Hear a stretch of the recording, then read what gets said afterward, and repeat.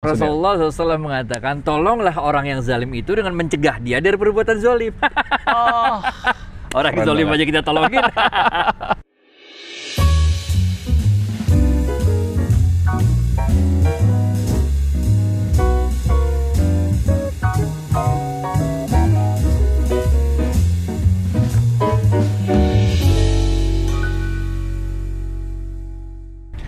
Assalamualaikum warahmatullahi wabarakatuh. Selamat bertemu kembali Quran Lovers dimanapun Anda berada. Dan hari ini kita akan berbincang seputar muamalah di Amal Niaga Talks kali ini. Ya, muamalah. Kaitannya erat dengan dunia bisnis. Bicara tentang dunia bisnis, tentunya para pebisnis pengennya punya profit sebanyak-banyaknya. Dan gak kerasa, kadang-kadang kita zolim sama orang lain. Aduh, sesungguhnya ini berat juga nih ya untuk dibahas, tapi perlu kita bahas agar teman-teman semua, Quran Lovers semua, terutama para pebisnis, insya Allah bisa menjauhi kata zalim ini dalam kehidupannya. Hati-hati dalam bisnis. Kita ambil dalam Quran surat Ibrahim ayat 22 yang artinya sesungguhnya orang-orang yang zalim itu mendapatkan siksaan yang pedih. Tentunya kita nggak mau dong disiksa sama Allah. Kita pengennya selamat, sentosa, berkah kehidupan kita, bisnis kita juga oke. Dan masih bersama sahabat kita yang asik senantiasa. Bang Adi. Assalamualaikum. Waalaikumsalam warahmatullahi wabarakatuh. Apa Sehat, Bang Adi? Sehat? Berkah, bahagia. Untuk semua Quran Lovers. Masya Allah, Masya Allah. Sehat, berkah, bahagia. Kalau kita mau sehat, berkah, bahagia, tentunya harus menghindari jangan zolim. Gini bang. Ya, jadi bicara tentang zolim ini, kadang-kadang nih bang, untuk para pebisnis nih bang nih, kan wah, pokoknya gue pengen banyak deh profitnya gitu. Nah, nggak kerasa dia zolim sama orang lain. Zolim itu apa sih bang gitu? Sehingga zolim itu simpelnya adalah lu ngambil hak orang, itu zolim. Ngambil hak orang, oke. Atau lu nahan hak orang, kagak boleh. Bener nggak? Oke. Sehingga banyak sekali lah dalam Al-Quran itu yang mengajarkan kepada kita berbagai jenis bentuk kezoliman dalam transaksi-transaksi ekonomi, dalam transaksi muamalat, yang intinya adalah kita mengambil hak orang atau kita menahan hak orang. Mengambil hak orang artinya lu punya barang gua ambil, bener gak? Dengan cara yang tidak sah. Menahan hak orang adalah lu udah kerja sama gua, gaji lu nggak gua bayar-bayar, nggak boleh juga. Dalam Islam rumusnya la tazlimuna wa la tuzlamun. Jangan lu zolim, tapi lu jangan juga dizolimin. Gitu men, ini mantap. Jangan zolim dan jangan dizolimin. Iya. Kita juga nggak boleh jadi bagian the part of orang lain jadi zolim gitu, gara-gara kita gitu. Maksudnya? Rasulullah SAW mengatakan, tolonglah orang yang zalim itu dengan mencegah dia dari perbuatan zolim. Orang yang zolim aja kita tolongin. Dengan mencegah dia dari perbuatan zalim. Karena kadang-kadang orang membuat zalim itu nggak sadar. Kadang-kadang banyak yang sadar, tapi ada juga yang nggak sadar. Saya kemarin tadi malam nih baru diajak makan malam sama seorang sahabat saya. Saya nggak sadar bahwa ternyata saya mengucapkan sesuatu yang buat saya bercandaan. Biasa gitu ya? Ya, buat istrinya ternyata something gitu. Oh maaf, gue salah pencet knop. Kalau gitu gue bilang, jadi kita juga makanya kalau di Indonesia tuh kita sering mohon maaf lahir batin, benar gak? Sengaja nggak sengaja kita nggak tahu. Kadang-kadang kalau sahabat dia bisa sampaikan, benar gak? Kalimat yang ini kayaknya ini ya, you break through our private life or whatever gitu kan. Tapi kalau orang yang nggak kenal kan nggak bisa ngomong, minta waktu untuk ngobrol gitu ya. Betul. Nah itu jadi kita suka di Indonesia mohon maaf lahir batin, Aidil Faizin. Oke bang, ini bicara tentang zolim, bicara tentang juga para pengusaha kan, katakanlah juga punya karyawan gitu bang ya.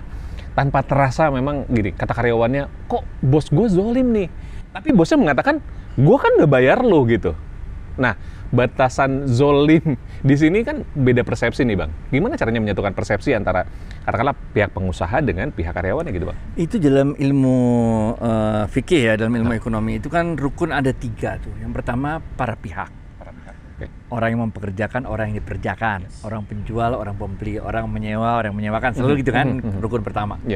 Yang rukun kedua adalah ada jasa, ada upah, ada barang, ada harga.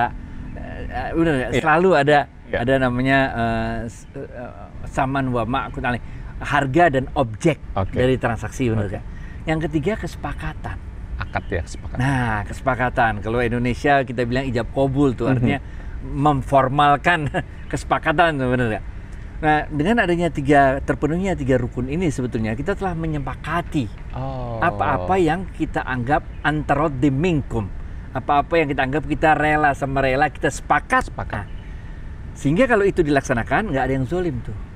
Zolim adalah kalau kita tidak melaksanakan apa yang kita telah sepakati itu, benar nggak? Dalam hal kesepakatan itu. Yeah. Namun Allah juga memberikan lebih dari sekedar itu, men. Nah ini hebatnya ini. Yeah, jadi kalau kita belajar nggak bisa fikih doang, men. Harus fikih campur tasawuf. Apa misalnya? Contohnya adalah riba. Riba itu kita sepakat sama sepakat, tapi haram. Benar. Benar banget. Jadi kesepakatan, tadi kita bilang rukunnya 3 kan, ada para pihak, ada harga dan objek transaksi, ada kesepakatan. Ini semua dalam Islam itu ada yang lebih penting yang nggak bisa dirubah, yaitu kehalalan dan keharaman yang udah diatur sama Allah. Riba itu biar kata lu sepakat tetap haram. Sama kayak zina. Lah zina kan sepakat sama sepakat, haram, bener gak? Kalau nggak sepakat namanya bukan zina, namanya pemerkosaan. Kalau pemerkosaan yang memperkosa yang berdosa, yang diperkosa nggak berdosa. Kalau dia sabar dia dapat pahala malah, bener gak? Yang asal dia jangan alhamdulillah aja, bener gak? Coba lah, bener gak? Jadi dalam Islam rumusnya la tazlimuna wa la tuzlamun. Oke. Kalau kita ajak dikit ke urusan tasawuf. Asik ini udah mulai asik nih. Karena gini, kalau dalam ajaran tasawuf itu kita tidak bisa atau kita tidak berani menjudgment orang. Bahkan orang yang salah sendiri sekalipun secara kasat mata itu kita nggak berani memberikan judgment. Benar nggak? Kepada orang itu. Kalau perbuatannya bisa. Betul. Itu sebabnya Nabi Musa nanya terus sama Nabi Khidir, benar nggak? Kenapa begini? Kenapa begitu? Nabi Khidir kan gue disuruh Allah, kata Nabi Khidir gimana? Jangan tanya gua dah. Dari awal juga udah gue bilang kalau mau ikut jangan nanya. Nah, itu sebabnya kita ambil contoh dalam kisah-kisah tasawuf, kisah tasawuf ini diceritakan oleh Ibnu Mubarak. Waktu itu ada seorang suami istri lah, ada sepasang suami istri. Istrinya lagi hamil muda, lagi ngidam-ngidamnya, bener gak? Suaminya yang pamit mau haji. Tapi sebelum suaminya pamit mau melakukan perjalanan, istrinya yang lagi hamil muda ini mencium wangi-wangian masakan. Wah, enak banget nih katanya. Tolong dong, itu udah gue ngidam tuh sama ini, coba lu cariin dari mana tuh, di mana asal usulnya nih. Oh udah, suaminya dicari, datang ke situ, dicari rumah gitu. Dapat ada rumah kecil lah, pokoknya jelek rumahnya. Dia ketok lah. Assalamualaikum, waalaikumsalam. Waktu dibuka, isinya rumah itu adalah 3 anak perempuan masih kecil-kecil. Ya Allah.